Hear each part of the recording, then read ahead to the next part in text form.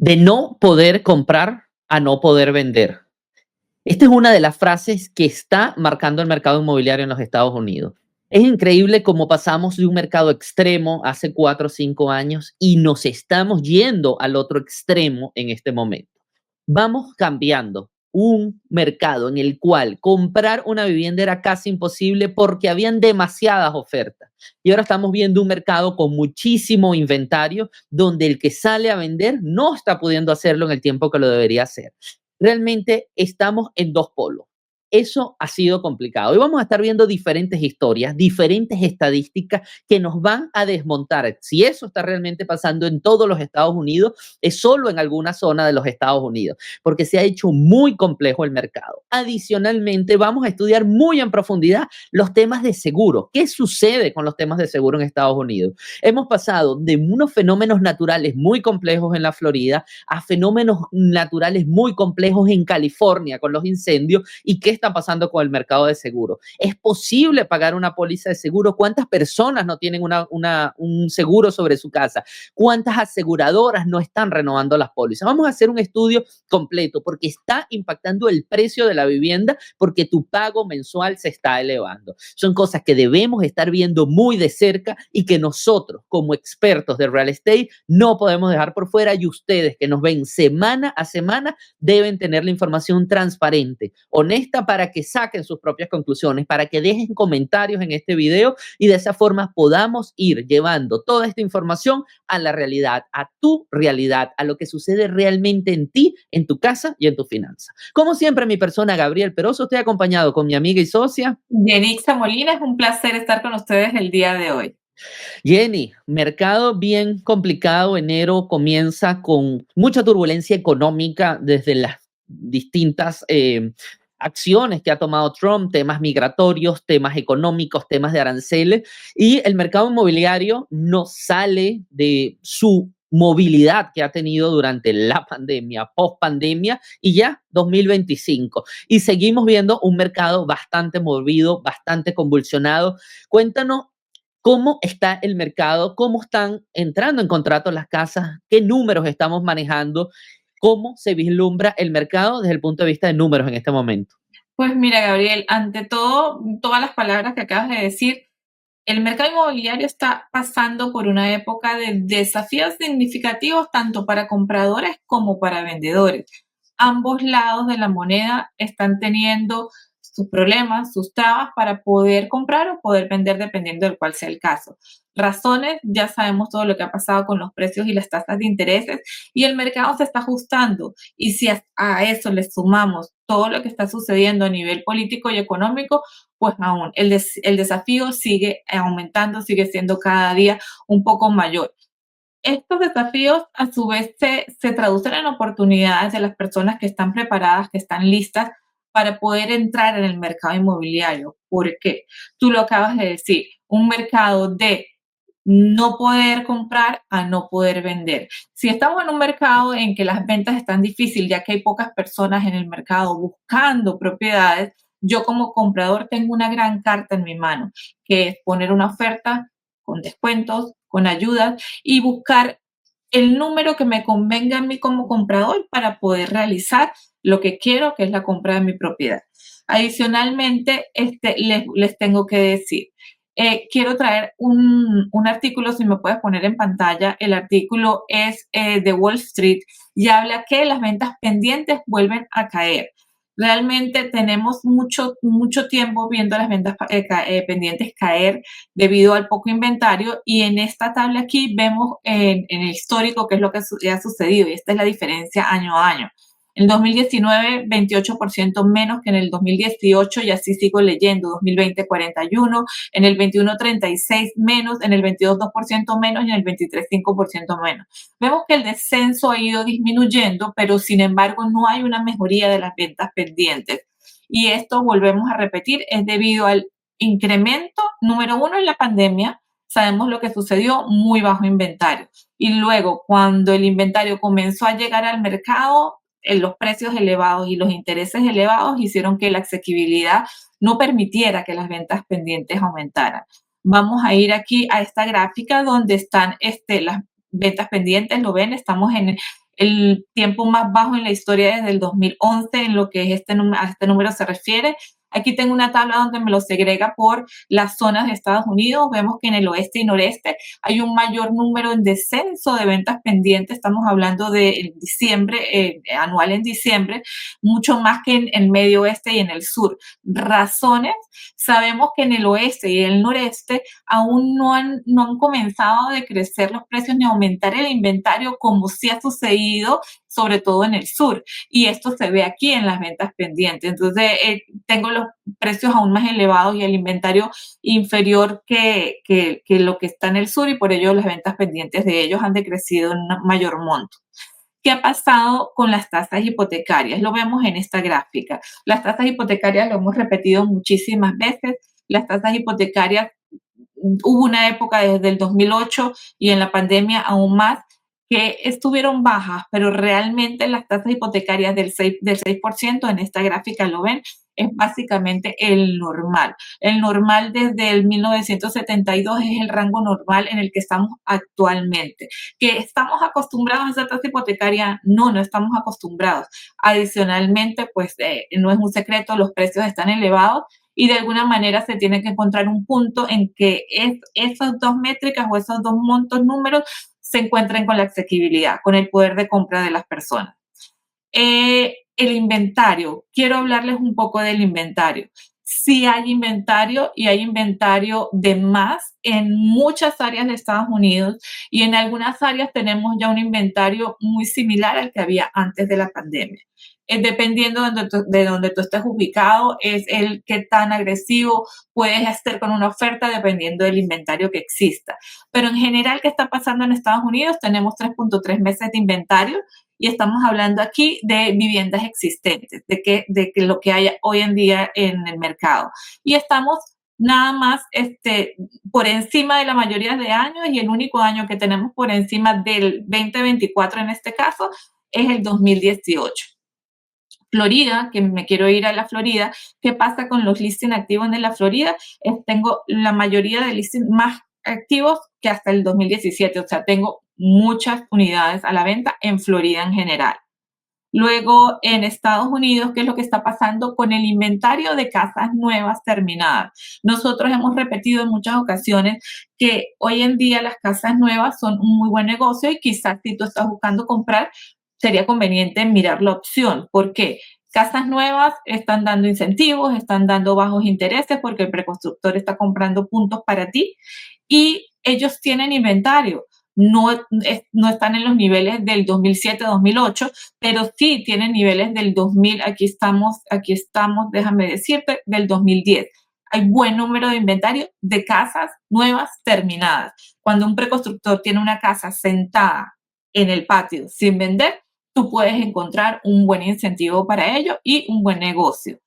Esto es en todo este gráfico me muestra las casas de preconstrucción, pero en todos los puntos, desde planos hasta ya hechas. Y allí, si vemos que los preconstructores están casi tocando el máximo histórico del 2006, estamos solo un poco por debajo y por eso de alguna manera ellos han puesto un poco de freno al avance. No es que no lo están construyendo, sino que lo están haciendo de una manera un poco más lenta. Y este es el mismo gráfico, pero en el sur. Cuando salimos de este gráfico nacional a el sur, vemos que sí, aquí en los estados del sur hay un exceso, es el monto más alto de unidades que tenemos nuevas a la venta y es pues una oportunidad que se puede aprovechar. Por último, las solicitudes de hipoteca. Debido a todo esto, los problemas de asequibilidad, las solicitudes de hipoteca en el 2024 tocaron un nivel inferior desde el 2021. ¿Qué pasó en diciembre? Subió un poco ya que los intereses mejoraron y nos mantenemos estables. Sin embargo, está bastante bajo si lo mido con el histórico. Estos son los números más importantes de este artículo. Lo que yo les quiero hacer resaltar es que existe inventario, por lo cual eso ayuda a la negociación del precio, depende de la zona donde tú estés, pero de igual manera el desafío de la asequibilidad sigue presente. Los precios no han bajado como uno piensa que deberían de bajar para que te ayuden a que sea más asequible. Sí, es un tema bien coyuntural. Hay que irlo llevando día a día, semana a semana, revisando y revisando tu zona. Siempre es muy importante. Recuerden, este podcast a nivel nacional. Aquí analizamos lo que sucede en real estate en todos los Estados Unidos y es muy diverso cada uno de los mercados.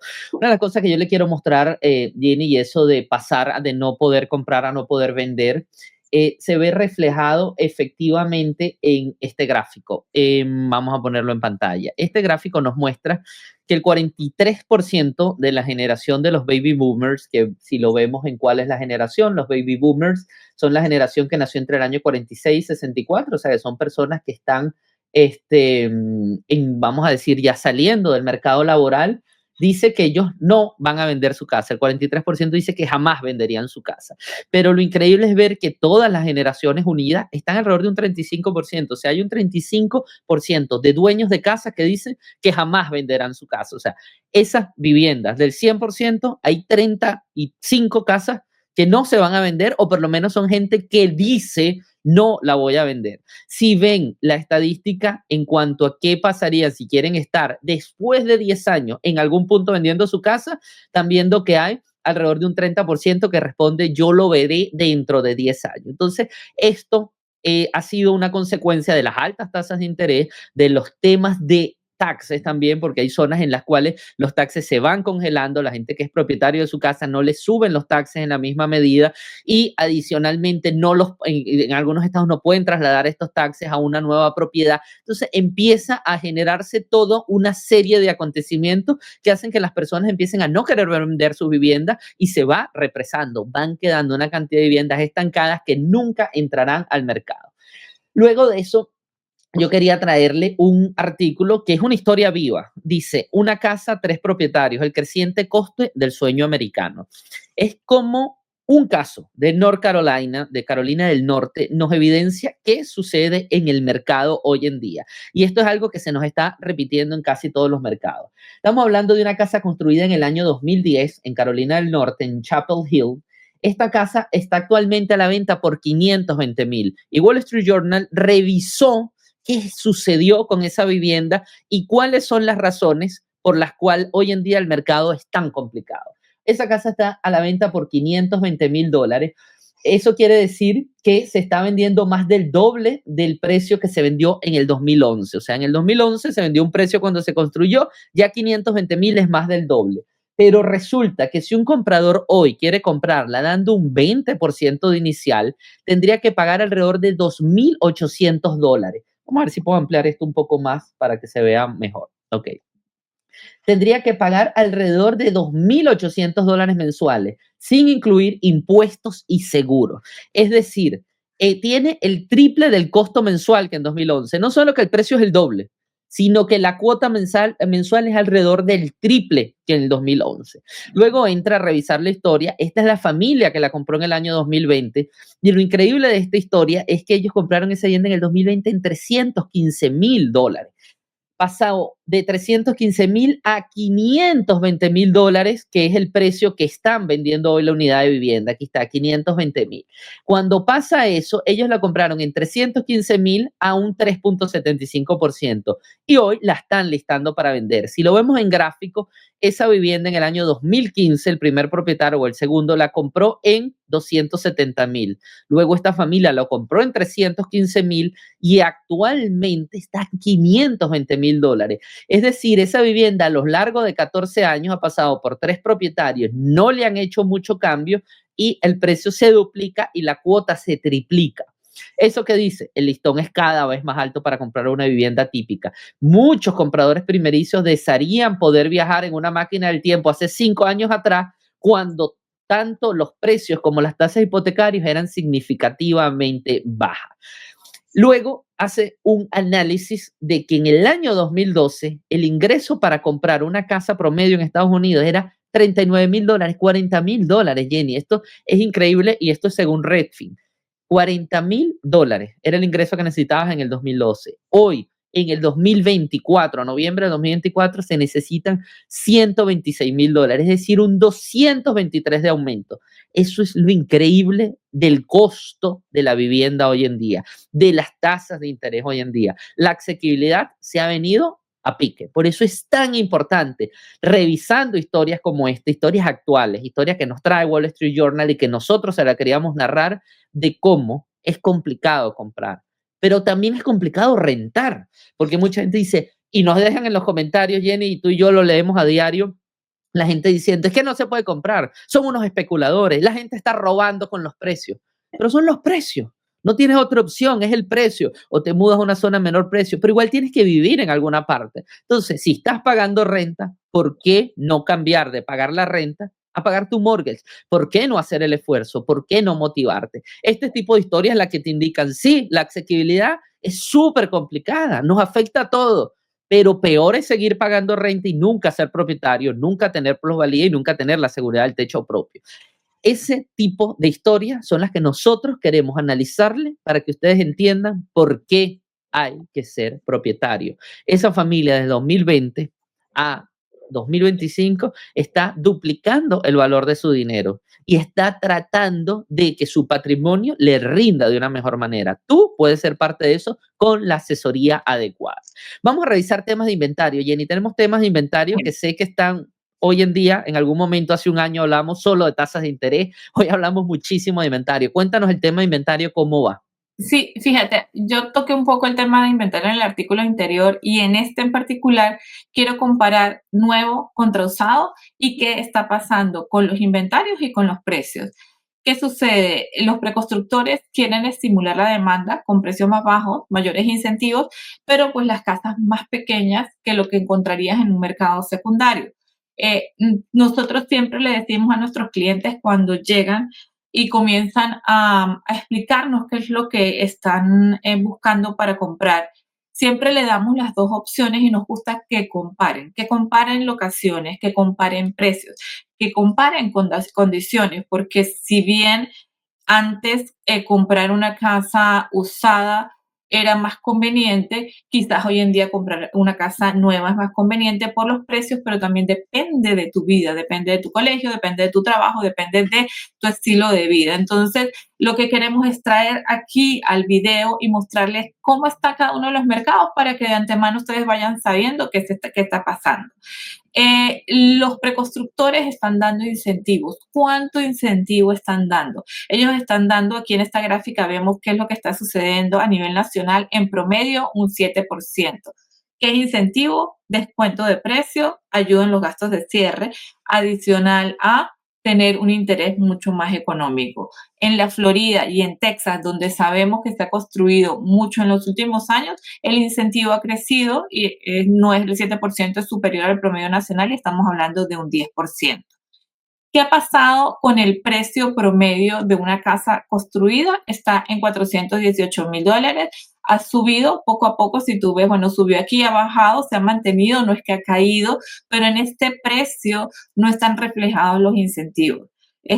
Cabe destacar que debería ser inferior a ya que no aparece en los incentivos aquí. Las ventas de las casas terminadas, bueno, ya lo hemos dicho, a pesar del problema que hay con la vivienda, los constructores han hecho la tarea y ellos, fíjense, single family home se han mantenido en la venta, sube, baja, los incentivos llegan, desaparecen, pero las viviendas, la venta de single family home de casas construidas se ha mantenido. Aquí dice, de hecho, que durante todo el año 2024 hubo un incremento del 2.6% interanual hasta 683,000 casas. Y aquí está por año, el gráfico anterior era mes a mes y aquí está por año. Vemos que básicamente 2022 y 2024, no tengo 2023 aquí, así está aquí en el medio, 2022, 2023 y 2024, de hecho que han subido un poco la venta de single family home nuevas. Esto de alguna manera se traduce en que sí, la gente está yendo hacia allá, hacia nueva construcción y los preconstructores están haciendo la tarea. Probablemente han bajado los precios, no se ven en el diagrama de precios, pero está sucediendo. Por el contrario, las casas existentes, ¿qué es lo que está pasando?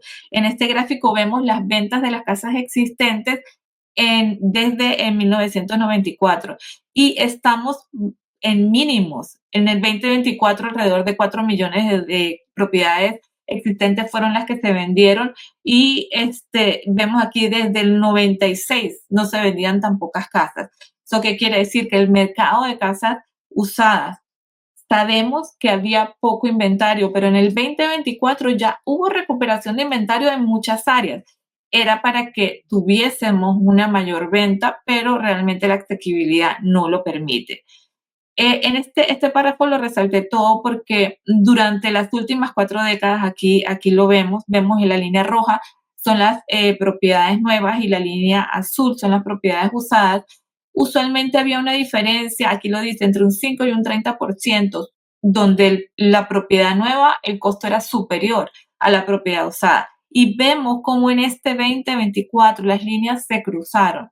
Nosotros hemos insistido y lo hemos dicho en muchos podcasts que tiene sentido. Si tú puedes sacrificar, manejar un poco más o si de alguna manera puedes ir hacia las partes exteriores de la ciudad donde están la preconstrucción, realmente los precios son los mismos. Entonces es una decisión de vida, siempre le digo, es una decisión de vida si tú puedes manejar una hora o si no lo quieres.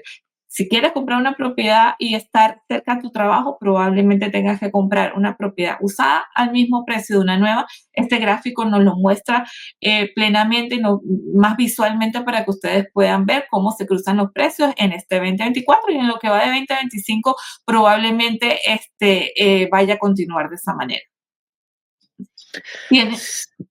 Sí. Dime, Gaby. No, que es una realidad que ya veníamos afrontando, que ya lo sabíamos y no sucede en todos los mercados, ojo.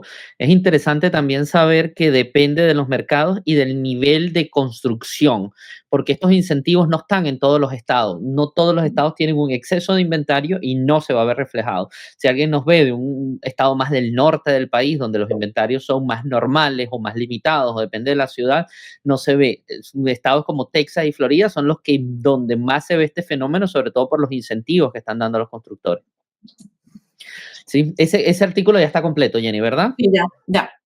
Ok, yo les quería agregar algo que es lo que muchos nos hablan.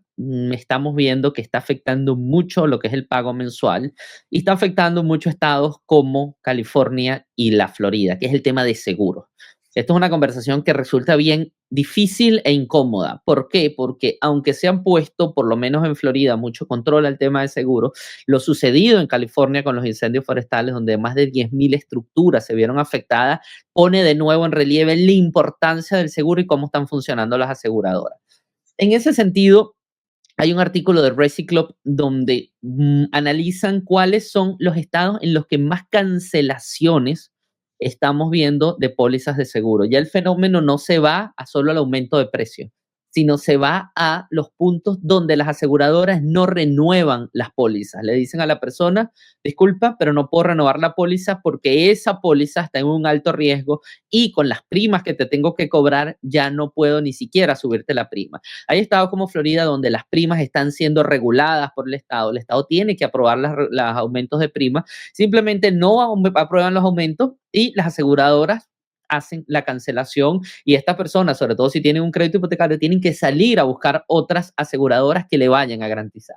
Resulta que el porcentaje de tasas de pólizas canceladas en la Florida aumentó del 2019, donde era el 1%, al 3% en el 2023. Y aquí vemos los demás estados, Luisiana, Oklahoma, etcétera. Esto lo vemos que es en 2023. No tenemos números actualizados hasta el 24, hasta el 25, pero muy de seguro va a pasar el mismo fenómeno en California. ¿Por qué? Porque aunque California no lo vemos aquí de primero en la lista, está en un 1.7, que ya es bastante alto, muy probablemente va a empezar la cancelación de pólizas por los temas de incendio, donde digan el riesgo de su casa es muy alto, no podemos nosotros seguírsela asegurando. Cuando lo vemos en mapa, a nivel nacional, esto es el mapa.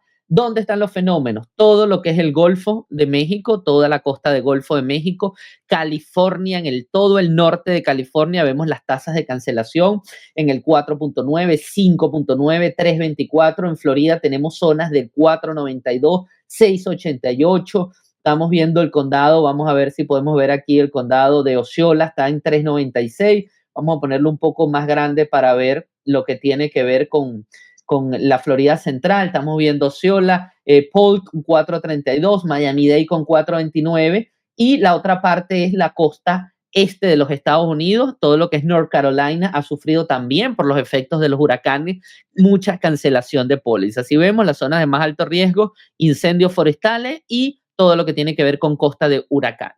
Esto afecta necesariamente el precio. ¿Cómo se afectó ese precio? Aquí podemos ver un mapa donde podemos analizar, vamos a ver si podemos ponerlo más grande, acá, cómo podemos analizar el tema de precio de las pólizas. Mire, esta es la variación del precio de póliza entre el 2020 y el 2023. Podemos ver condado, vamos a ver el condado Trinity en California. Del 2023 de 2020 al 2023 aumentó un 96%. Básicamente las pólizas se duplicaron de $1,500 a $3,000. O sea, tener una póliza promedio ahí vale eso. La otra parte donde tenemos mucha afectación, todo lo que tiene que ver con los condados de Texas también hay afectación importante. Tenemos condados de Luisiana afectados y la Florida, como la pueden ver, está muy en azul. También aquí vamos a ver Miami-Dade, una póliza aumentado de 2020 a 2023 en promedio un 39% de $3,900 a $5,400. O sea, ya las pólizas eran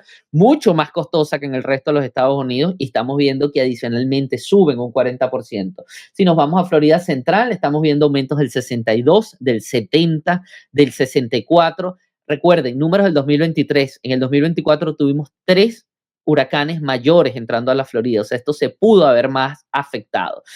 Eso afecta directamente la asequibilidad. Cuando nosotros vemos este aumento de precios de 60, 40, 30, 80% de una póliza de seguro, eso va a tu pago mensual de vivienda. Eso tú lo tienes que incluir como tu pago mensual de vivienda.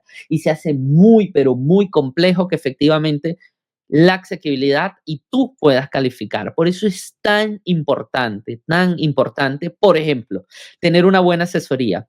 Cosas como ventanas de impacto, el historial del techo de la vivienda, qué tan viejo es el techo de la vivienda, cuál es el tipo de techo que tiene la vivienda, la cercanía a la costa, la zona, si es una zona de inundación o no es una zona de inundación. Por lo general, las nuevas construcciones están hechas no solo en mejores zonas, sino tienen mejores drenajes. Todo eso termina afectando en cómo será tu póliza de seguro y cuál será tu pago mensual. La asesoría en materia de seguro también es fundamental. Busca asesoría en tu realtor, busca asesoría en tu agente de seguro, compara, porque cuando vemos este tipo de fenómenos no se trasladan directamente a ti si tú sabes cuál es el producto que debes comprar, cuál es el producto que puede tener la menor incidencia en cuanto a la póliza de seguro, y de esa forma minimizar la mayor cantidad de impacto en tu cuota mensual. Así que es importantísimo. Para nosotros la historia ha cambiado entre, por ejemplo, una zona de inundación y una zona de no inundación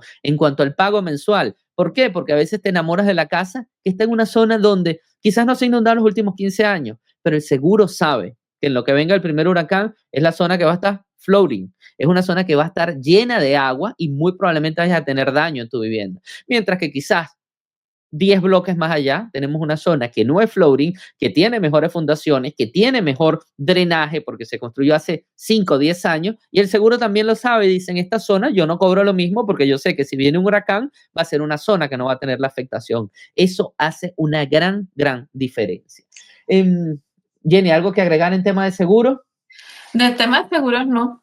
Del tema de seguros, está muy amplia la información, pero adicionalmente los seguros, tú ya sabes que nosotros hemos hablado de los impuestos que también de una manera u otra ellos afectan, y con el aumento del precio de las casas, con todo lo que está sucediendo, pues hay que tener en cuenta estos factores, seguro, impuestos, a la hora de comprar una propiedad.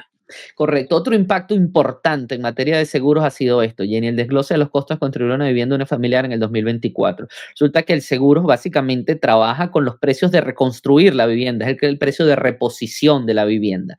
Y cuando Reciclo analiza esto, vamos a verlo muy rápidamente. En el 2022, una casa promedio, según la Asociación Nacional de Constructores de Vivienda, se estaba vendiendo en $644,000 y el precio de construirla era $392,000. Solo materiales y mano de obra, sin contar los costos de venderla, de comercialización, etcétera. En el 2024 estamos viendo que la casa tiene un costo de venderla, tiene un precio de venderla de $665,000, es decir, subió un 3.2% el precio del 2022 al 2024, pero resulta que el precio de construirla, el costo de construirla subió a $428,000, subió un 9.2%, el valor de reposición de las viviendas también es más alto, eso ha impactado los seguros e incluso no ha impactado tanto el precio de venta porque lo ha absorbido el constructor rebajando sus márgenes de ganancia, pero el seguro le cuesta más reconstruir la vivienda. Incluso podemos ver aquí desglosado cuáles son los precios que han subido o han bajado. Resulta que el framing, que básicamente es en madera en los Estados Unidos, toda la estructura de las viviendas, no tanto en el sur de Florida, pero el resto de los Estados Unidos sí, es el único que realmente ha bajado de precio de $60,000 a $49,000. Pero todo el resto de materiales lo ven en azul. La gran mayoría quiere decir que todos estos materiales y mano de obra han subido. Eso técnicamente se traslada a costo de seguro, porque el seguro está viendo esto y dice, si hay un daño en el framing, yo tengo que pagar un poco menos, pero si hay un daño en el sistema eléctrico, yo tengo que pagar más. Si hay un daño en el plumbing, tengo que pagar más, en el aire acondicionado, etcétera, etcétera. Todos esos daños se están trasladando a seguro. Adicionalmente, podemos ver que ese traslado en framing es el único que realmente ha sido impactado porque la madera bajó mucho de precio en el post pandemia a este momento. Pero el resto de los materiales sigue subiendo y esto de la madera es un caso de estudio importante. ¿Qué ha pasado? Los constructores, el 31 de enero, se dirigieron al presidente Donald Trump solicitándole directamente lo siguiente. Presidente Trump va a subir los aranceles, que efectivamente lo hizo el 1 de febrero al día siguiente, para México y para Canadá. Si usted sube los aranceles, se van a ver impactados los precios de los materiales de construcción. Si se impactan los materiales de construcción, directamente eso se trasladará a costos de seguro, eso se trasladará a costos de vivienda y la asequibilidad se verá impactada. Así que por favor, si va a subir aranceles, no lo suba en estos rubros. Realmente no sucedió, los aranceles fueron subidos por el presidente Trump de igual manera para casi todos los rubros, solo exceptuó subirlo nada más un 10% en el sector energía para Canadá, pero en lo que tiene que ver con México y Canadá, y sobre todo Canadá, el mayor productor de madera para los Estados Unidos, es importante saber que esta carta no fue tomada en cuenta por el presidente Trump y su equipo y posiblemente vamos a ver un impacto en los precios de seguro mínimo, pero va a existir, y en los precios de las nuevas casas. ¿Por qué? Porque muchos de los materiales vienen de México y muchos de los materiales vienen de Canadá. Así que eso podría ser una afectación en los próximos meses. Por último, Jenny, tasas de interés 7.05. Buenas noticias, tasas de interés bajaron. No en gran medida, pero bajaron. Seguimos en un escenario neutral, no estamos en un escenario positivo. Pareciera que vamos a cerrar quizás el mes de febrero con unas tasas del 7 menos, es decir, un 6 alto. Esto puede ayudar un poco a la asequibilidad. Lo importante es que la entrada del presidente Trump hasta este punto, donde ya llevamos 12 días de gobierno muy tumultuoso, no se ha trasladado directamente a las tasas de interés. Seguimos monitoreando, seguimos trabajando con muchos de nuestros clientes para tratar de cerrar tasas lo más bajo posible o comprar en preconstrucción, como lo explicó Jenny, en los cuales podríamos tener incentivos y tasas bastante más bajas que las que vemos en el mercado de segundas viviendas. ¿Algunas palabras de cierre para el podcast, Jenny? Y mira, el mercado, este mercado, como lo hemos dicho durante todo el podcast, está convulsionado. Por donde tú estés, sea del lado del comprador o del lado del vendedor. Del vendedor tienes que poner, si necesitas vender tu propiedad, tienes que ayudar al comprador, tienes que dar incentivos, tienes que rebajar el precio de la casa para poder vender. Mi consejo o nuestro consejo para cerrar el podcast es, número 1, asesórate del lado de una persona especialista en el área donde tú desees comprar. ¿Por qué? Porque nosotros damos los números a nivel general, Y eso no quiere decir que esto esté pasando en el código postal o en la comunidad donde tú desees comprar. Lo ideal es que estés del lado de una persona que maneje eso. Número uno, y que te negocie lo mejor para ti, lo mejor en compra, lo mejor en intereses y lo mejor en ayuda o en concesiones de parte del vendedor, o si estás comprando, pues viceversa el precio. Entonces, la manera de cerrar el podcast es siempre busca la asesoría correcta. Nosotros consultarnos, quienes nos han escrito, saben que es muy fácil, abajo está el link directamente a nuestro WhatsApp, estamos aquí para responder sus preguntas, para asesorarlos, para guiarles o darles nuestro mejor consejo, ya sea para la compra o la venta de su propiedad.